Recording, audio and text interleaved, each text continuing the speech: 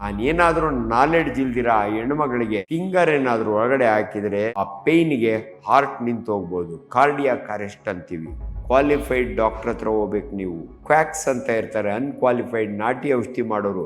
ಏನೇನೋ ಹಾಕಿ ನಿಮ್ಗೆ ಅದನ್ನ ಬಳದೆ ಇದನ್ನ ಬಳದೆ ತರ ಕಿತ್ತೆ ನೋಡಿ. ನಾನು ಮಾತನಾಡುವಾಗ ನೀವು ಗಮನಿಸಬೇಕು, Young ladies first time pregnancy ಆದಾಗ ಟೈಮ್ ನಲ್ಲಿ ಮತ್ತೆ ಡೆಲಿವರಿ ಆದ ಟೈಮ್ ನಲ್ಲಿ ಕಾಡುವುದು ಮೂಲವ್ಯಾಧಿ ಪೈಲ್ಸ್ ಅಂತ. ಬಹಳ ಜನ ಹೆಣ್ಮಕ್ಳು ಡಾಕ್ಟ್ರೆ ನನಗೆ ಪ್ರೆಗ್ನೆನ್ಸಿ ಟೈಮ್ ನ ಶುರುವಾಯ್ತು, ಆದ್ರೆ ಕೆಲವರಿಗೆ ಮೋಷನ್ ಕೂತಾಗ ಪೇಯ್ನ್ ಇರಲ್ಲ, ಆದ್ರೆ ರಕ್ತ ಬರುತ್ತೆ. ಪ್ರೆಗ್ನೆನ್ಸಿ ಟೈಮ್ ನಲ್ಲಿ ಯಾಕೆ ಪೈಲ್ಸ್ ಆಗುತ್ತೆ? ಫಸ್ಟ್ ಡಿಗ್ರಿ ಒಳಗೆ ಚಲ್ ಅಂತ ಬ್ಲಡ್ ಬರುತ್ತೆ. ಇನ್ನೊಂದು 6 ತಿಂಗಳು ಹೋದ್ಮೇಲೆ ಅದು ಸೆಕೆಂಡ್ ಡಿಗ್ರಿಗೆ ಹೋಗುತ್ತೆ. ಅವಾಗ ಏನಾಗುತ್ತೆ ಅಂದ್ರೆ ಅಂಡ್ ಎಲ್ಲಾ ಪೈಲ್ಸ್ಗೂ ಆಪರೇಷನ್ ಬೇಕಾಗಲ್ಲ. ಹೆಣ್ಮಕ್ಳಿಗೆ ತುಂಬಾ ಪಥ್ಯಗಳು ಇಡ್ತಾರೆ, ಸಫಿಶಿಯಂಟ್ ವೆಜಿಟೇಬಲ್ಸ್ ಕೊಡೋದಿಲ್ಲ, ಸಫಿಶಿಯಂಟ್ ನೀರು ಕೊಡೋದಿಲ್ಲ. ಡೆಲಿವರಿ ಆದ್ಮೇಲೆ ಅವರಿಗೆ ಎಲ್ಲೋ ಒಂಥರ ಕಂಡೀಷನ್ ಮಾಡ್ತಾರೆ, ಹೆಚ್ಚಿಗೆ ನೀರು ಕುಡಿಬಾರ್ದು, ಮಗು ಬಾಲ್ಗ್ರಾವ್ ಆಗುತ್ತೆ, ಅದು ಇದು ಅಂತ. ಅದಕ್ಕಿನ್ನ ಪೇನ್ಫುಲ್ ಕಂಡೀಷನ್ ಅಂದ್ರೆ ಲಾಸ್ಟ್ ಟರ್ಮ್ 9ನೇ ತಿಂಗಳು ಪ್ರೆಗ್ನೆನ್ಸಿ ಇದ್ದಾಗೆ ಪ್ರಾಣ ಹೋದಂಗ ಆಗುತ್ತೆ. ಅಂಡ್ ಎಷ್ಟೋ ಜನ ಎದುರ್ಕೊಂಡು ಮೋಷನ್ ಆಗ್ಬಿಡುತ್ತಲ್ಲ ಅಂತ ಮುದ್ದೆ ತಿನ್ನೋದು ಬಿಡ್ತಾರೆ, ರೊಟ್ಟಿ ತಿನ್ನೋದು ಬಿಡ್ತಾರೆ. ಅವ್ರಿಗೆ ಭಯ, ಬರೀ ಗಂಜಿ ಕುಡ್ಕೊಂಡಿರ್ತಾರೆ. ಆದ್ರೆ ಅನ್ಫಾರ್ಚುನೇಟ್ಲಿ ಮುದ್ದೆ ಗಟ್ಟಿ ಅಲ್ಲ, ಚಪಾತಿ ಹೀಟ್ ಅಲ್ಲ, ಕೋಳಿ ಅಲ್ಲ. ತುಂಬಾ ಜನ ನಾನ್ ವೆಜಿಟೇರಿಯನ್ ಫುಡ್ ನ ಎಕ್ಸೆಸ್ ಆಫ್ ಹೀಟ್ ಅನ್ಕೊಂಡು ತಿನ್ನೋದು ಬಿಡ್ತಾರೆ. ಇವ್ರ ಹತ್ರ ನಾನು ಬಹಳ ಸಾರಿ ನೋಡ್ತೀನಿ, ಬರೀ ಅವಿದ್ಯಾವಂತರ ಅಷ್ಟೇ ಅಲ್ಲ ನಾಟಿ ಮಾಡಿಸ್ಕೊಳ್ಳೋದು, ಅತ್ಯಂತ ಕ್ವಾಲಿಫೈಡ್ ಬ್ಯಾಂಕ್ ಮ್ಯಾನೇಜರ್ ಒಂದು ಲೇಡಿ ಹೋಗಿ ಟ್ರಬಲ್ ಸಿಕ್ಕಾಕೋತಾಳೆ. ಆದರೆ ಇಲ್ಲಿ ಒಂದು ವಿಚಾರ ಏನಂದ್ರೆ, ಗೈನಕಾಲಜಿಸ್ಟ್ಗೆ ಇದು ಅನಾಟಮಿ ನಮಗೆ ತಿಳಿದಷ್ಟು ಅರಿವಿರುವುದಿಲ್ಲ.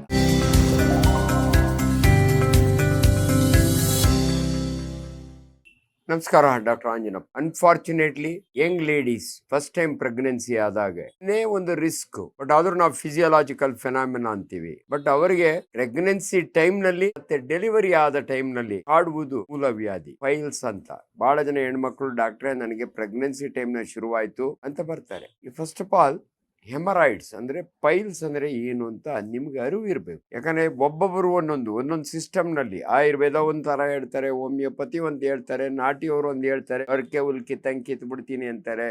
ಏನು ಇದು? ನಿಮ್ಗೆ ಸರಳವಾಗಿ ಹೇಳ್ಬೇಕು ಅಂದ್ರೆ ಗುದದ್ವಾರ ಏನಲ್ ಕೆನಾಲ್ 3.75 ಸೆಂಟಿಮೀಟರ್, ಅದರ ಮೇಲ್ಗಡೆ ರೆಕ್ಟಮ್ ಅಂತೀವಿ ನಾವು ತಿಂದ ಆಹಾರ ಎಲ್ಲ ಡೈಜೆಷನ್ ಆಗಿ ಉಳಿದಂತ ಭಾಗ, ಅದೇ ರಫೇಜ್ ಅಂತೀವಲ್ಲ, ಅದನ್ನ ಫೀಕಲ್ ಮ್ಯಾಟರ್ ಅಂತೀವಲ್ಲ, ಅದು ರೆಕ್ಟಮ್ ನಲ್ಲಿ ಬಂದು ಕೂತಿರುತ್ತೆ. ಡಿಫಿಕೇಶನ್ ಆದಾಗ ಅಂದ್ರೆ ಮೋಷನ್ ಆದಾಗ ಅದು ಹೊರಗಡೆ ಬರ್ಬೇಕು. ಆದ್ರೆ ಕೆಲವರಿಗೆ ಕೂತಾಗ ಜೊತೆಯಲ್ಲಿ ಅಥವಾ ಮೊದಲೇ ಚಲ್ ಅಂತ ರಕ್ತ ಬರುತ್ತೆ. ಪೇಯ್ನ್ ಇರಲ್ಲ, ಆದ್ರೆ ರಕ್ತ ಬರುತ್ತೆ. ಇದನ್ನ ನಾವು ಮೂಲವ್ಯಾಧಿ ಅಂದ್ರೆ ಮೂಲವ್ಯಾಧಿ ಕನ್ನಡದ ಪದ, ಪೈಲ್ಸ್ ಅಂಡ್ ಹೆಮರಾಯ್ಡ್ಸ್ ಅಂದ್ರೆ ನಮ್ಮ ಮೆಡಿಕಲ್ ಪದ. ಕೀಮೋ ಅಂದ್ರೆ ಬ್ಲಡ್, ರೈಡ್ಸ್ ಅಂದ್ರೆ ರೋಡ್ಸ್ ಅಂದ್ರೆ ಫ್ಲೋ ಆಗೋದು.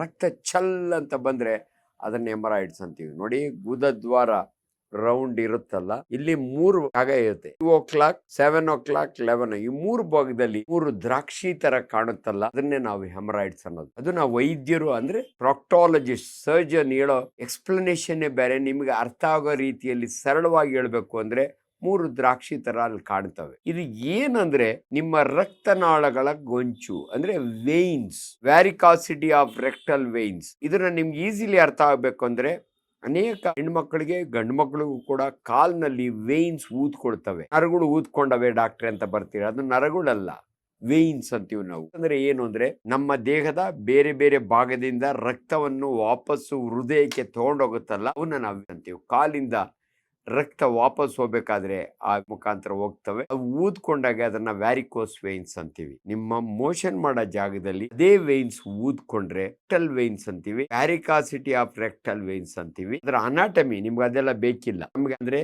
ನಾವು ಓದುವಾಗ ಡೆಡ್ ಬಾಡಿನ ಕಟ್ ಮಾಡಿರ್ತೀವಿ, ಅದು ನಮ್ಗೆ ಅನಾಟಮಿ ಗೊತ್ತಿರುತ್ತೆ, ಯಾವ ಜಾಗದಲ್ಲಿ ಯಾವ ವೇನ್ ಇರುತ್ತೆ ಅಂತ ಗೊತ್ತಿರುತ್ತೆ. ಸೊ ಈ 3 ಪ್ಲೇಸ್ ಹೇಳಿದ್ನಲ್ಲ ನಾನು, 3-11, ಇದು ನಮ್ಮ ಅನಾಟಮಿ ಪ್ರಕಾರ ಸುಪೀರಿಯರ್ ರೆಕ್ಟಲ್ ವೇನ್ ನ ಬ್ರಾಂಚಸ್ ಅಲ್ಲಿ ಬಂದಿರ್ತವೆ. ಅದರಿಂದ ಆ ಪೊಸಿಷನ್ ಅಂತ ನಾವು ಹೇಳ್ತೀವಿ. ಅಷ್ಟು ಡೀಟೇಲ್ ಬೇಕಿಲ್ಲ. ಬಟ್ ನಿಮ್ಗೆ ಈಗ ಪ್ರೆಗ್ನೆನ್ಸಿ ಟೈಮ್ ನಲ್ಲಿ ಯಾಕೆ ಪೈಲ್ಸ್ ಆಗುತ್ತೆ, ಇದು ಬಹಳ ಇಂಪಾರ್ಟೆಂಟ್. ನೋಡಿ, ಗರ್ಭಕೋಶದಲ್ಲಿ ಮಗು ಬೆಳೀತಾ ಇರುತ್ತೆ. 9 ತಿಂಗಳಾಗೋಷ್ಟೊತ್ತಿಗೆ ಗರ್ಭಕೋಶ ಎಪಿಗ್ಯಾಸ್ಟ್ರು ಇಡೀ ಹೊಟ್ಟೆ ದಪ್ಪ ಇರುತ್ತೆ. ಅದರೊಳಗೆ 4 kg ಪಾಪ ಇರುತ್ತೆ.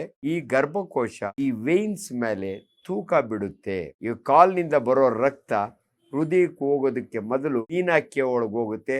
ಅಲ್ಲಿ ಇದು ಕೂತ್ಕೊಂಡ್ಬಿಡುತ್ತೆ ಅದ್ರ ಮೇಲೆ. ಅಬ್ಸ್ಟ್ರಕ್ಷನ್ ಆದಾಗೆ ನ್ಯಾಚುರಲಿ ವೇನ್ಸ್ ಡೈಲೇಟ್ ಆಗ್ತವೆ. ಇನ್ನೊಂದು ನಿಮಗೆ ಗೊತ್ತಿರಲಿ, ಹಾರ್ಮೋನಲ್ ಚೇಂಜಸ್ ಆಗ್ತವೆ ಪ್ರೆಗ್ನೆನ್ಸಿ ಇರೋಳಗಿರೋ ಪ್ರೊಜೆಸ್ಟ್ರಾನ್ ಅಂಡ್ ಈಸ್ಟ್ರೋಜನ್ ಅಂತೀವಿ ನಾವು. ಇವು ವ್ಯಾಸೋ ಡೈಲೇಟರ್ಸ್. ಸೊ ಹಾರ್ಮೋನ್ ಎಫೆಕ್ಟ್ ನಿಂದಲೂ ಕೂಡ ಹೆಣ್ಮಕ್ಳಿಗೆ ವೇನ್ಸ್ ಡೈಲೇಟ್ ಆಗಿ ಆ ಎಮರಾಯ್ಡ್ಸ್ ಬರ್ತವೆ. ಡೆಲಿವರಿ ಆದ್ಮೇಲೆ, whether normal delivery or caesarean delivery ಆದ್ಮೇಲೆ ಇದು ಆಟೋಮ್ಯಾಟಿಕಲಿ ಕಡಿಮೆ ಆಗಬೇಕು. ಬಟ್ ನಮ್ಮ ಸೈನ್ಸ್ ಹೇಳುತ್ತೆ ಒಂದ್ಸಾರಿ ಈ ವೇನ್ಸ್ ಡೈಲೇಟ್ ಆದ್ರೆ ಅಲ್ಲೇ ಹಂಗೆ ಇರ್ಬೋದು, ಬಟ್ ಡಿಸಪಿಯರ್ ಆಗಲ್ಲ. ಸೊ ಇಲ್ಲೇ ನಿಮ್ಗೆ ಅರ್ಥ ಆಗುವ ರೀತಿಯಲ್ಲಿ ಈ ಪೈಲ್ಸ್ ನಲ್ಲಿ 3 ವಿಧ, 3 ಡಿಗ್ರಿ ಅಂತೀವಿ. First degree, second degree, third degree. First degree ಅಂದ್ರೆ ಮೋಷನಿಗೆ ಕೂತಾಗೆ ಚಲ್ ಅಂತ ಬ್ಲಡ್ ಬರುತ್ತೆ, ಪೇಯ್ನ್ ಇರಲ್ಲ.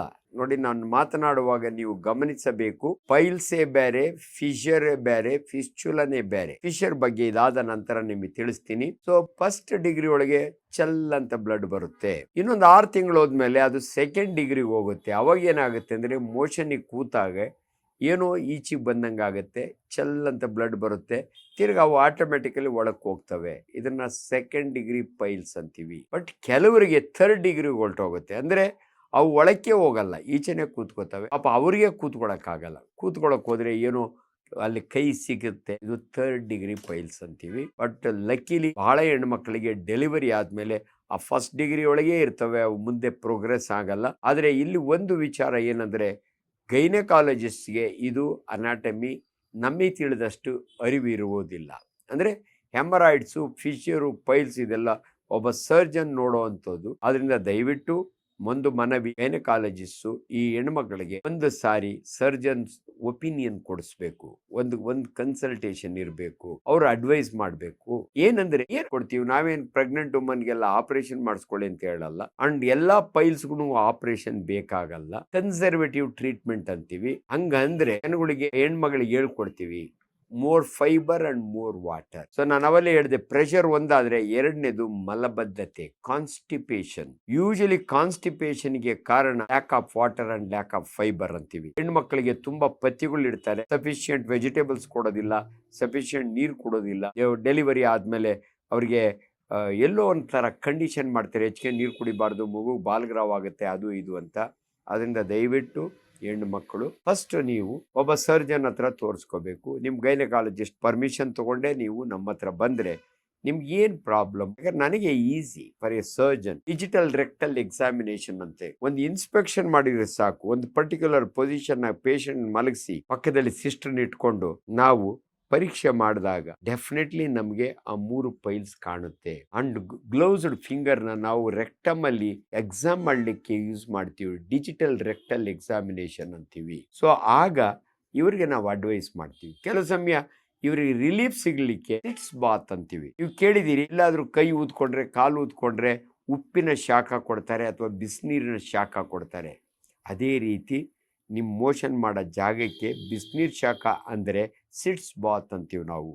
ಒಂದು ಬೇಸಿನ್ನಲ್ಲಿ ಬಿಸಿನೀರು ತಗೊಂಡು ಅದಕ್ಕೆ ಕೆಲವರು ಉಪ್ಪು ಹಾಕ್ತಾರೆ, ಕೆಲವರು ಡೆಟಾಲ್ ಹಾಕ್ತಾರೆ, ಕೆಲವರು ಅಯೋಡಿನ್ ಹಾಕ್ತಾರೆ, ಅದರಲ್ಲಿ ಕೂತ್ಕೊಳ್ಳಿ ಅಂತ ಹೇಳ್ತೀವಿ. ಒಂದು ಅರ್ಧ ಗಂಟೆ ಬಿಸಿನೀರಿನಲ್ಲಿ ಲೂಕ್ ವಾರ್ಮ್ ವಾಟರ್ನಲ್ಲಿ ಕೂತ್ಕೊಂಡ್ರೆ ನಿಮ್ಮ ಮೋಷನ್ ಮಾಡೋ ಜಾಗ ನಚ್ಚಗಾಗತ್ತೆ, ರಿಲ್ಯಾಕ್ಸ್ ಆಗುತ್ತೆ, ಪೈಲ್ಸ್ಗಳು ಒಳಕ್ಕೆ ಹೋಗ್ತವೆ. ಯಾಕಂದ್ರೆ ಇಲ್ಲಿ ಸ್ಪಿಂಕ್ಟರ್ ಇರುತ್ತೆ, ಎಕ್ಸ್ಟರ್ನಲ್ ಸ್ಪಿಂಕ್ಟರ್.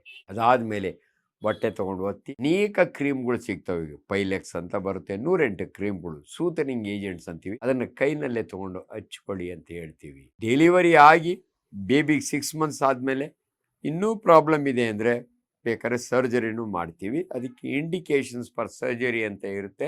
ಸುಮ್ಮನೆ ಆಪರೇಷನ್ ಮಾಡಲ್ಲ. ಈ ಮಾಡೋ ಟೆಕ್ನಾಲಜಿ ಒಳಗೆ, ಯಾಕಂದ್ರೆ ಬಹಳ ಜನ ಲೇಸರ್ನ ಬಗ್ಗೆ ಮಾತಾಡ್ತಾರೆ, ಅದ್ರ ಬಗ್ಗೆನೂ ನಾನು ಹೇಳ್ತೀನಿ. ಸೊ ಇಷ್ಟು ಎಮರಾಯ್ಡ್ಸ್ ಬಗ್ಗೆ, ಪೈಲ್ಸ್ ಬಗ್ಗೆ. ಬಟ್ ಅದಕ್ಕಿಂತ ಪೇನ್ಫುಲ್ ಕಂಡೀಷನ್ ಅಂದ್ರೆ ಲಾಸ್ಟ್ ಟರ್ಮ್ 9ನೇ ತಿಂಗಳು ಪ್ರೆಗ್ನೆನ್ಸಿ ಇದ್ದಾಗೆ ಆ ಮೋಷನ್ ಮಾಡೋ ಜಾಗ ಸ್ಟ್ರೆಚ್ ಆಗುತ್ತೆ, ಅಥವಾ ಒಂದ್ಸಾರಿ ಕೂತು ಗಟ್ಟಿ ಮೋಷನ್ ಆದಾಗೆ ತರ್ಚ್ಕೊಂಡು ಹೋಗುತ್ತೆ ಅಥವಾ ಟೇರ್ ಆಗುತ್ತೆ. ಅದನ್ನ ನಾವು ಫಿಶರ್ ಅಂತೀವಿ. ಅಂದ್ರೆ ಲೀನಿಯರ್ ಅಲ್ಸರ್, ಒಂದು ಗಾಯ.